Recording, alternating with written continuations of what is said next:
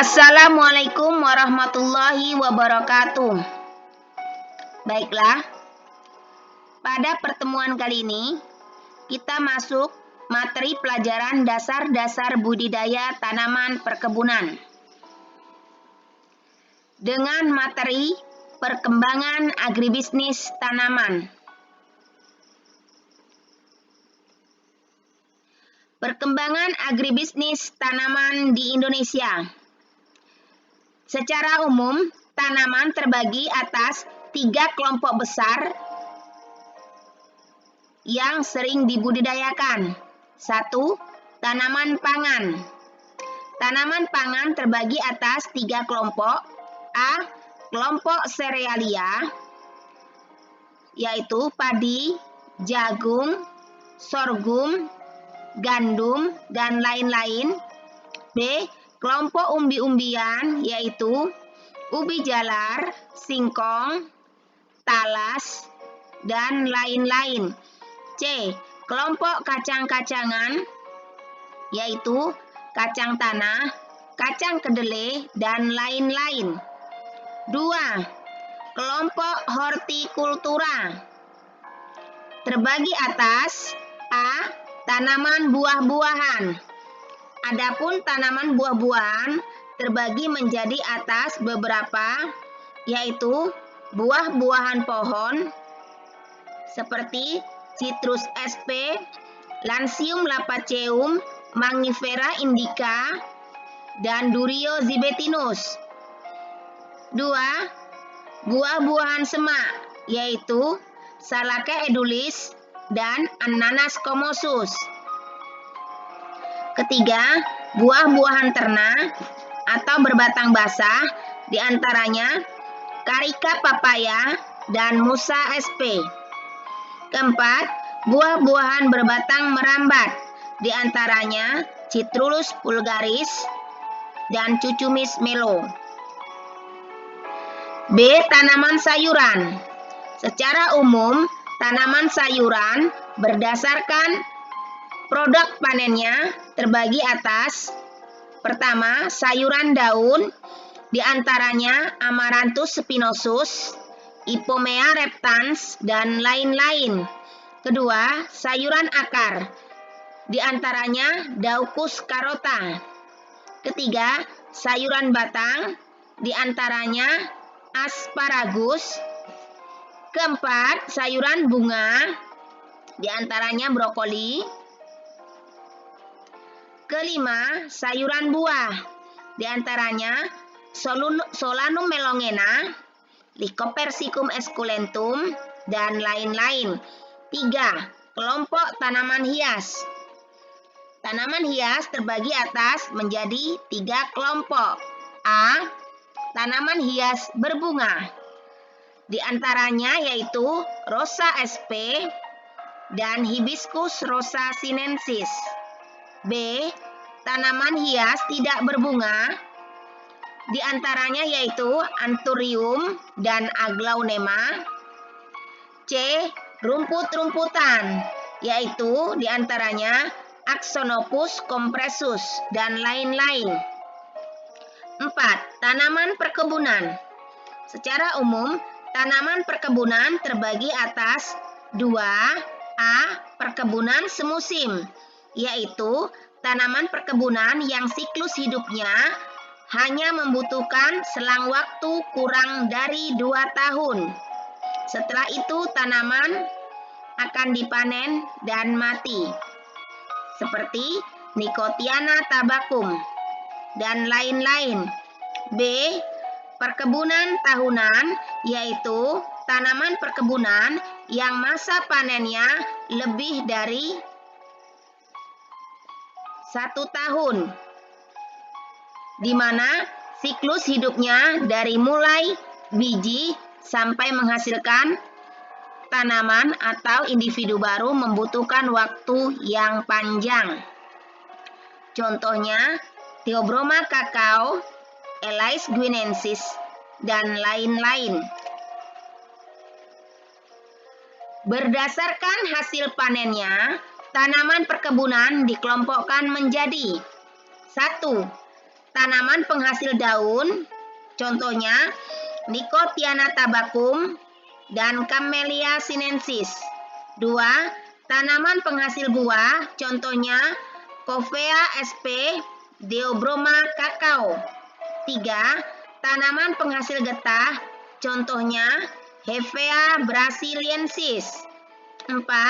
Tanaman penghasil gula, contohnya Saccharum officinale. Dan kelima, tanaman penghasil minyak, contohnya Elais guinensis Jack dan Cocos nucifera. Berikut adalah gambar-gambar beberapa tanaman perkebunan yang dikelompokkan tadi.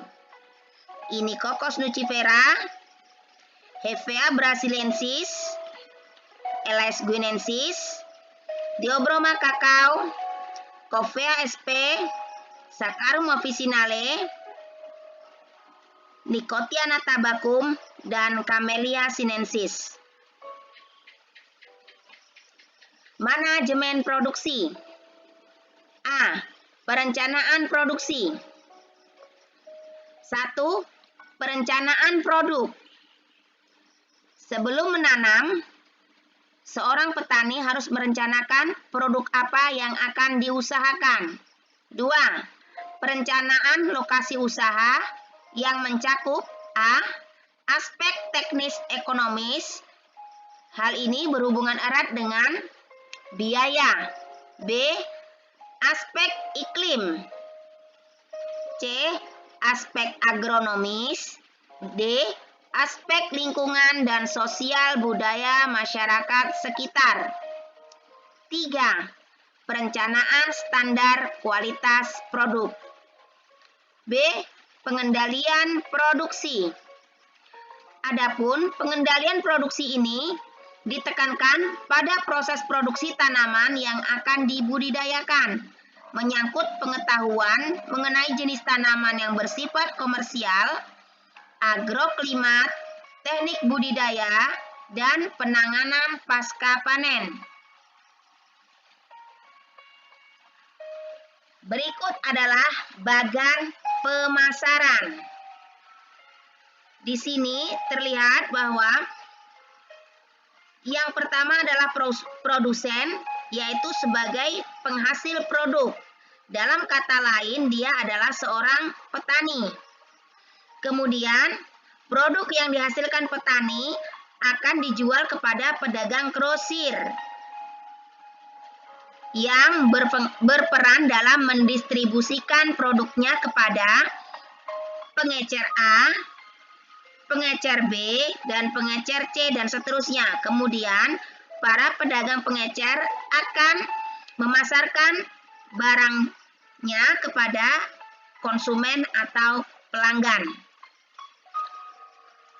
Bagan saluran pemasaran utama beberapa produk perkebunan di Indonesia. Yang pertama, dari produsen langsung kepada konsumen. Yang kedua, produsen menjual produknya kepada pengecer, kemudian pengecer menjualnya kepada konsumen. Yang ketiga, produsen menjual produk panennya kepada grosir, kemudian grosir langsung menjual kepada pengecer, dan pengecer langsung memasarkan kepada konsumen. Sedangkan bagan yang keempat, produsen menjual produknya kepada grosir, lanjut kepada pedagang pemborong, kemudian pedagang pemborong menjualnya kepada pengecer, dan pedagang pengecer memasarkan produknya kepada konsumen. Tugas diskusi 1. Apakah jalur distribusi semua komoditas sama seperti yang tertera di atas? Kalau tidak, menurut Anda distribusinya seperti apa? 2. Bagaimana menentukan komoditas yang akan diusahakan? Apa saja yang harus dipertimbangkan? Silakan didiskusikan dengan teman-temannya dan dijawab. Kegiatan pemasaran. Beberapa kegiatan pemasaran yaitu 1. Studi pemasaran. Di sini termasuk mengecek lokasi, mengecek kebutuhan pasar, dan sebagainya. 2. Memperkirakan jumlah produksi. 3. Memperkirakan produk. Dalam hal ini ada beberapa yang harus diperhatikan, yaitu A. Perlunya menetapkan standar kualitas. B.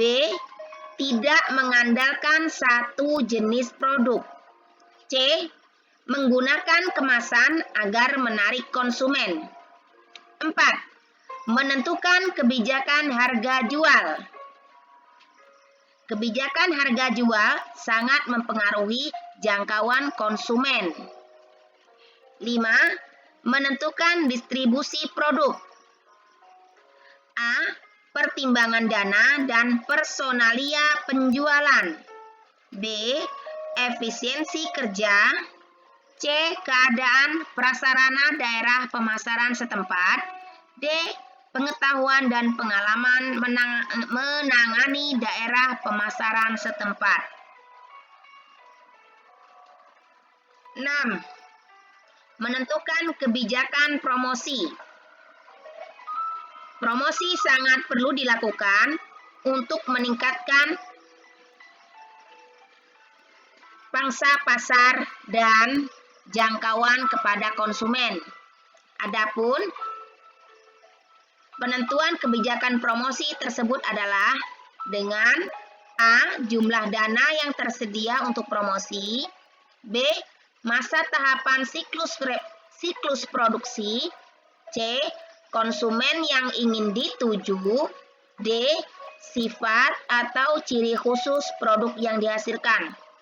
Berikut ini adalah contoh gambar promosi yang dilakukan oleh suatu kelompok tani yang terdapat pada suatu daerah, di mana pemasarannya mengandalkan secara online.